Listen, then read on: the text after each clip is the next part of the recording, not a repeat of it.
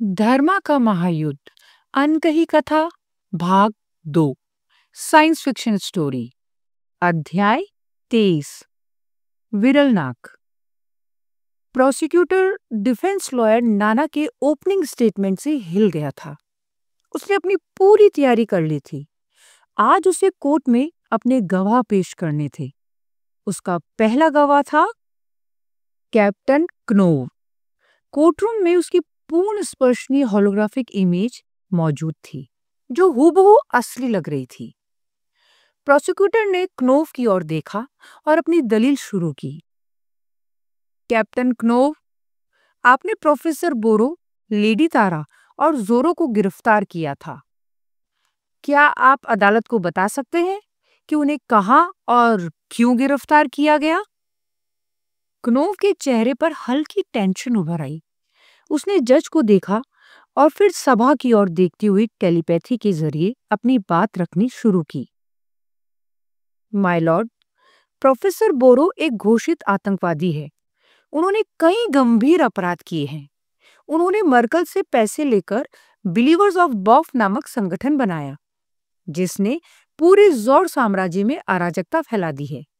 उनके नेतृत्व में इरिट्रिया की जनरल कॉर्ड और कॉमेट ग्रह पर क्रूर हमले भी किए गए। यहां तक कि उन्होंने सुप्रीम कमांडर नोकोविट के बेटे का अपहरण भी किया था। क्नोव नर्वस तो था, मगर उसने अपनी बात स्पष्टता से रखी। प्रोसिक्यूटर ने नाना की ओर देखा।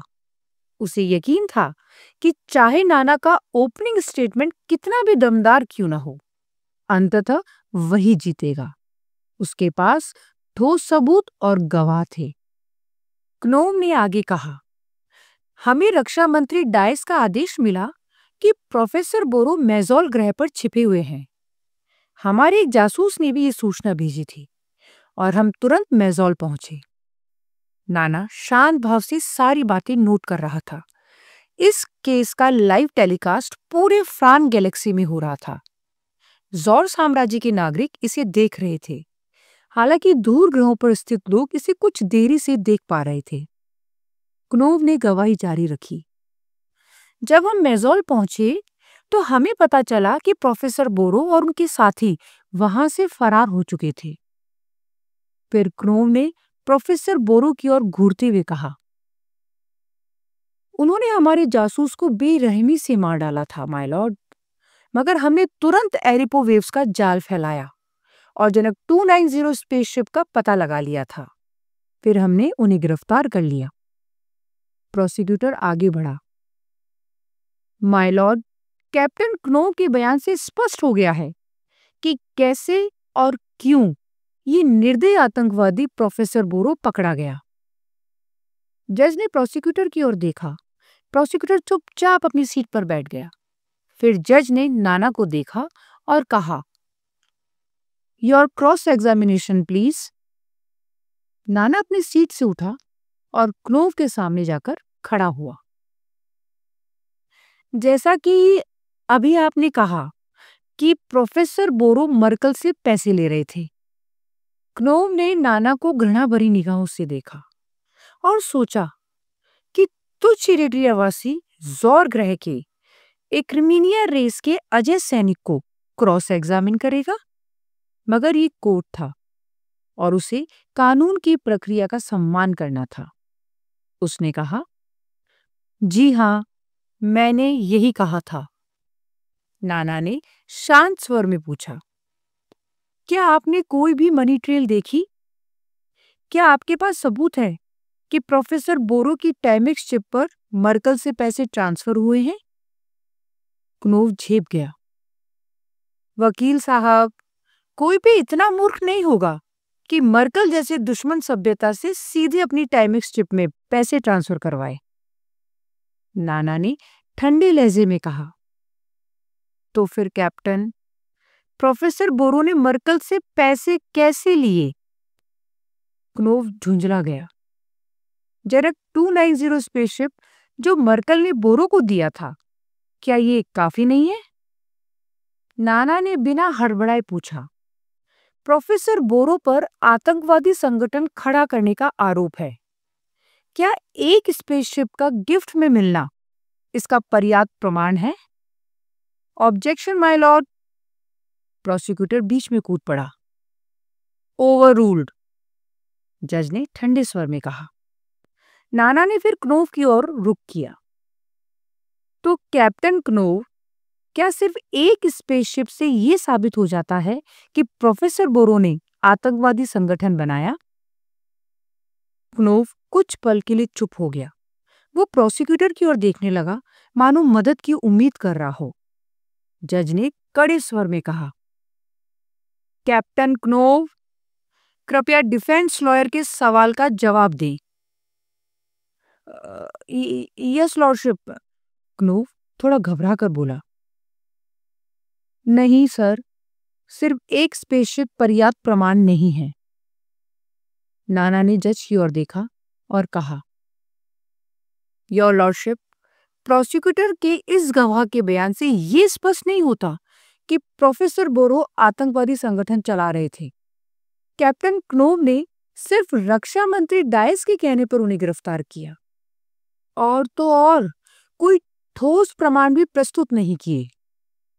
प्रोसिक्यूटर तुरंत बोल उठा, और कॉमेट ग्रह पर हमला, गवर्नर कौर की हत्या? नाना ने बिना किसी भाव के जवाब दिया। कॉमेट ग्रह पर हमला और इरिट्रिया के गवर्नर कौर की हत्या तब हुई जब प्रोफेसर बोरो आपकी हिरासत में थे। क्या उन पर यह आरोप लगाया जा सकता है? क्या इसका मतलब ये है कि वो आपकी जेल से ये नेटवर्क चला रहे थे?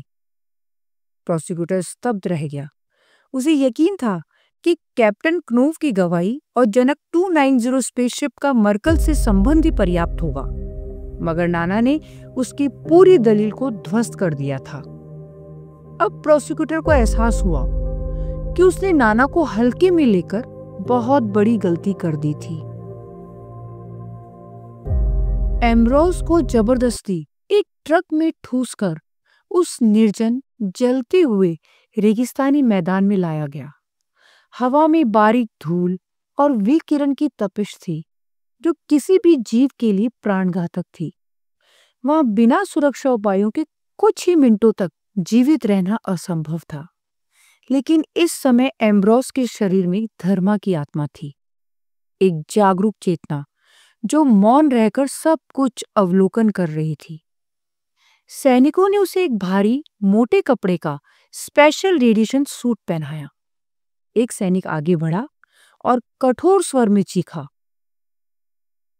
ये सूट तुझे सिर्फ 1 घंटे तक जिंदा रख सकता है। 1 घंटे में गुफा से वो क्रिस्टल निकालकर बाहर ला, वरना तेरा शरीर भी इस तपते रेगिस्तान की राख में बदल जाएगा। सैनिक ने रेगिस्तान की गर्म जमीन पर खड़े एक विशाल पत्थर की गुफा की ओर इशारा किया। एम्ब्रोस की आंखें उस दिशा में उठी। गुफा अंधेरी और भयावह थी, मानो अपने भीतर किसी रहस्यमय दानव को छिपाए बैठी हो। दूसरा सैनिक आगे आया और फुफकारते हुए बोला, गुफा के अंदर स्टेलेक्टाइट्स और स्टेलेग्माइट्स हैं। स्टेलेक्टाइट्स गुफा की छत से नीचे लटकते हैं और स्टेलेग्माइट्स जमीन से ऊपर उठते हैं। वे सभी विषैले हैं, उन्हें छूते ही शरीर गलकर गिर जाएगा। तुझे बस एक चीज लानी है, एक पारदर्शी क्रिस्टल, जिसे विरलनाग कहते हैं। सैनिक ने हवा में चुटकी बजाई और एक होलोग्राफिक छवि उभर आई, एक चमकता हुआ क्रिस्टल क्लियर पदार्थ। पहले सैनिक ने व्यंग से हंसते हुए कहा, जितना ज्यादा क्रिस्टल तू ले आएगा, उतने ही दिन तुझे इस नर्क में वापस नहीं आना पड़ेगा। अब सोच ले, अपनी मौत को कितना करीब चाहता है। एम्ब्रोस के दिमाग में कई सवाल उठे। अगर ये क्रिस्टल इतना जरूरी था, तो मशीनों से इसे क्यों नहीं लाया जाता? क्यों कैदियों को इस जानलेवा काम के लिए भेजा जाता है? लेकिन ये सवाल करने का समय नहीं था। अचानक ट्रक का दरवाजा जोर से खुला और सैनिकों ने उसे बेरहमी से बाहर धकेल दिया। एम्ब्रोस गर्म रेगिस्तानी जमीन पर औंधे मुंह गिरा। उसके चारों ओर सिर्फ जलती हुई रेत और दूर तक फैला मृत सन्नाटा था। उसने कोई समय बर्बाद नहीं किया। वो तुरंत गुफा की ओर दौड़ा। हर क्षण महत्वपूर्ण था। अगर वो देरी करता तो सूट की सीमा समाप्त हो जाती और वो रेडिएशन के कहर में जलकर भस्म हो जाता। गुफा के करीब पहुंचते ही उसने एक अजीब सी सरसराहट सुनी, मानो कोई भारी वस्तु बालू में घिसट रही हो। एक क्षण के लिए उसके कदम रुके। उसने अपनी सांस रोकी और चारों ओर देखा, पर उसे कुछ नहीं दिखा। लेकिन तभी गुफा के द्वार के पास की रेत हिली। धीरे धीरे वहां से एक विशाल, डरावना जीव उभरा। एक ऐसा सांप जिसे सांप कहना भी शायद गलत होगा। उसकी त्वचा खुरदुरी पत्थर जैसी थी। उसकी आंखें सुलगते अंगारों की तरह चमक रही थी। उसने अपनी कुंडली को धीरे धीरे फैलाया और फन ऊंचा उठाया। अब एम्ब्रोज समझ चुका था, ये कोई साधारण जीव नहीं था, ये गुफा का रक्षक था। तभी सैनिकों का टेलीपैथिक संदेश उसके मस्तिष्क में गूंजा। एम्ब्रोज, ये कोई सामान्य प्राणी नहीं है। ये एक रेडिएशन संक्रमित रेप्टाइल है जो जीवित प्राणियों को निगल जाता है। ये जीव विरल नाग क्रिस्टल का स्रोत है। जब ये किसी को खाता है तो पाचन क्रिया के बाद क्रिस्टल उसके मल के रूप में निकलता है। एक क्षण के लिए एम्ब्रोस को झटका लगा। तो यही कारण था कि वो कैदियों को यहां भेजते थे। वो सिर्फ चारे के रूप में इस्तेमाल किए जाते थे ताकि ये दैत्य अपना पेट भर सके और क्रिस्टल निकले। सैनिक का स्वर और भी क्रूर हो गया। हर बार हम 15 कैदियों को बेचते हैं। उनमें से 7-8 ये जीव खा जाता है और बाकी बचे लोग गुफा से विरल नाग लाकर हमारी सेवा करते हैं। लेकिन तूने होशियारी दिखाई और अकेले जाने की जिद की। अफसोस, अब ये प्राणी भी भूखा रहेगा और हमें क्रिस्टल भी नहीं मिलेगा। एम्ब्रोस ने ट्रक की ओर देखा। वो धीरे धीरे धूल के गुबार में विलीन हो रहा था। सैनिक उसे छोड़कर चले गए थे। अब वो पूरी तरह से अकेला था। रेगिस्तान की तपती जमीन, जानलेवा रेडिएशन और सामने खड़ा है वो दैत्यकार प्राणी। एम्ब्रोस जानता था, अगर वो किसी तरह इस राक्षस से बच भी गया तो बिना ट्रक के वो एक्स केस तक नहीं पहुंच सकता था। और जब सूट का समय खत्म होगा तो उसकी मृत्यु निश्चित थी। उसने सांप की जलती आंखों में देखा। ये साक्षात मृत्यु का दूत था। परंतु एक क्षण एम्ब्रोस मात्र एक साधारण मनुष्य नहीं था। उसके भीतर थी धर्मा की आत्मा, सन ऑफ गॉड। ये चुनौतियां किसी सामान्य मानव को भयभीत कर सकती थी, लेकिन जिसे नोकोविद को हराना था वो ऐसी तुच्छ कठिनाइयों से विचलित नहीं हो सकता था। उसे हर हाल में इन बाधाओं को पार करना था। लेकिन प्रश्न ये था कि वो इस दैत्यकार प्राणी को वश में कैसे करे, और आखिर ये विरल नाग नामक क्रिस्टल था क्या? धर्मा इस पर बाद में विचार कर सकता था, लेकिन अभी प्राथमिकता एम्ब्रोस के शरीर को बचाने की थी। सौभाग्य से धर्मा के लिए कोई असंभव कार्य नहीं था। वो आसानी से इस राक्षसी रेप्टाइल के शरीर में प्रवेश कर सकता था और उसे अपने नियंत्रण में ले सकता था।